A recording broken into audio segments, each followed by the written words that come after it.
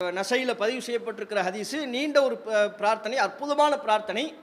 அந்த பிரார்த்தனையில் இடம்பெறக்கூடிய ஒரு சின்ன வாசகம் ரசூலுல்லாஹ் அல்லாஹ்விடத்தில் கேட்குறாங்க. எவ்வளவு ஆழமான பொருளை கேட்குறாங்கன்னு பாருங்க.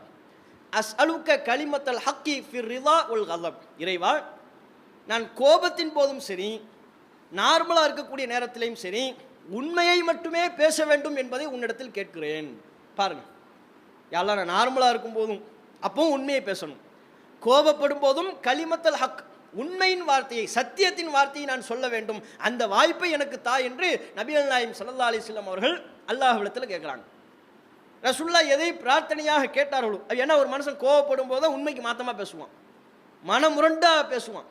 அவனுக்கே தெரியுது உண்மை கிடையாது, இது பொய், அவர் அப்படி நடக்கலை, இவர் இப்படி செய்யலை, அப்படி இருந்தாலும் நீ அப்படி தான் செஞ்ச, அது அப்படி தான் நடந்துச்சு. அந்த கோபம் அவனை பொய் பேச வைக்கும். அது அந்த இழி குணம் எண்ணத்தில் ஏற்பட்டு விடக்கூடாது என்று நபிகள் நாயகம் ஸல்லல்லாஹு அலைஹி வஸல்லம் அவங்க சொல்கிறாங்க. பாருங்க, எந்த ஒரு சந்தர்ப்பத்திலையும் நான் கோபப்பட்டாலும் சரி, உண்மைக்கு மாற்றமானதை நான் பேசிடக்கூடாது, உண்மையை மட்டுமே சொல்லக்கூடிய வாய்ப்பு எனக்கு தா என்று நபிகள் நாயகம் கேட்டாலும் அப்படி தான் நடந்துக்கிட்டாங்க.